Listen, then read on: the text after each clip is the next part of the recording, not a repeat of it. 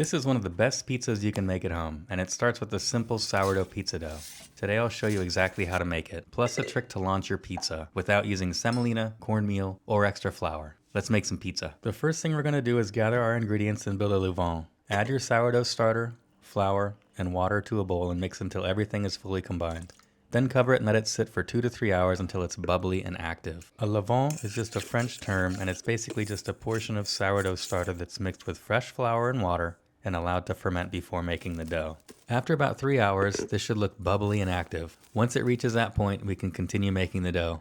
We'll start by weighing our ingredients on a scale so we get a more accurate result. Then add the flour and water to the bowl.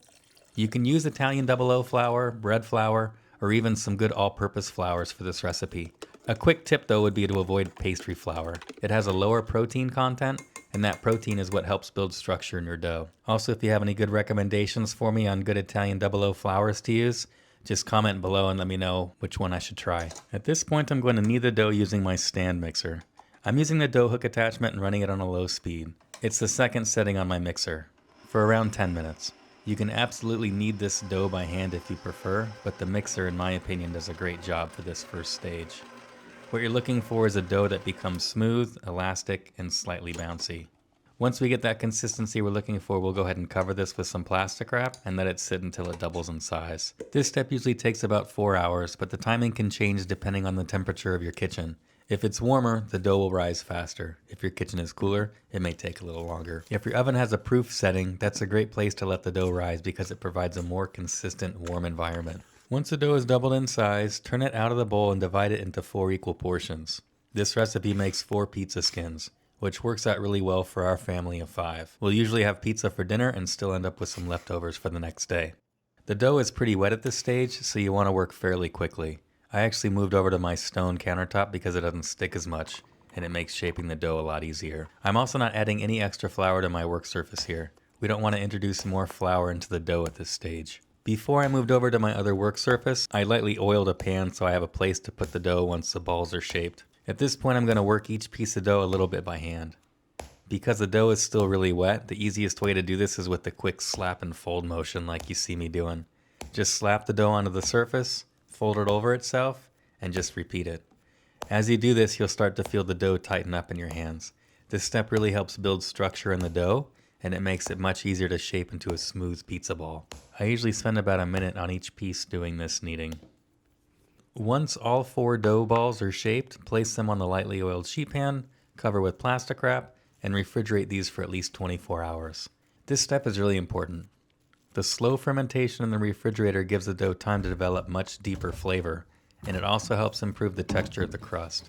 The yeast and enzymes slowly break down the flour, which creates more complex flavor, and it allows the dough to develop a lighter, airier structure when it bakes. That extra time is what helps give you that crisp crust with the soft interior that we're looking for in a great pizza.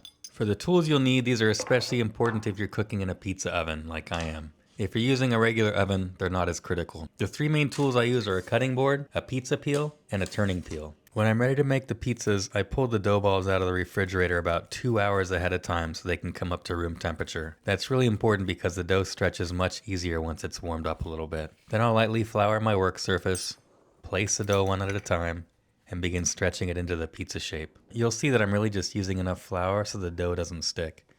I want it to absorb any surface moisture or oil, but not much more than that. The goal is just to make sure the outside of the dough is dry enough to work with. We really don't want to introduce any extra flour into the dough here. You might notice little cheese on the board here. I'd already made a couple of pizzas before filming this shot. To stretch the dough, I usually keep one hand on the outside edge while using the other hand to gently pull and stretch the opposite side. Then I just work my way around in a circle, slowly widening the dough as I go. I'll flip the dough from time to time so one side isn't picking up all the flour. As long as you've let the dough relax and come to room temperature, this part should be pretty easy. If you try to stretch it while it's still cold, the dough will keep springing back and it won't hold its shape. I've done the whole tossing the dough in the air thing before, and that can be fun, but I find I get the most consistent results when I just stretch it like this on the work surface. Now it's time to assemble the pizza. I start with a couple spoonfuls of marinara sauce and spread it across the dough. My kids aren't big fans of crust, so I usually push the sauce out pretty close to the edges. I always build my pizzas the same way. Sauce first, then cheese, then the toppings, and I finish with a little more cheese on top. I'm using low moisture mozzarella here. It melts well and doesn't release too much water while the pizza cooks. This part is pretty simple, but it's a little delicate. I just lift up one corner of the pizza and gently slide the peel underneath the dough. As long as you take your time here, you really don't need semolina, cornmeal, or anything between the peel and the dough. The pizza should slide right onto the peel and then slide right off into the oven. This part is a little delicate as well. What I do is slide the turning peel under the front edge of the pizza, the side closest to the flame. Then I lift the peel slightly and pull that part of the pizza toward me to start rotating it. The first turn is usually the hardest because the dough is still the least cooked at that point, so it has a greater tendency to stick to the stone. I'll just keep rotating the pizza as it cooks so it browns evenly on all sides. In a pizza oven like this, it usually takes about 2 to 4 minutes for the pizza to cook all the way through. Once the pizza is cooked, I transfer it to my cutting board and let it rest for a minute or two. That gives the cheese a chance to set a little so it doesn't just slide off when you cut into it. It may take a couple tries to figure out the right temperature to cook this at and get comfortable working with the dough without it sticking, and that's totally normal. When I first got this pizza oven, I definitely got a little frustrated trying to learn it.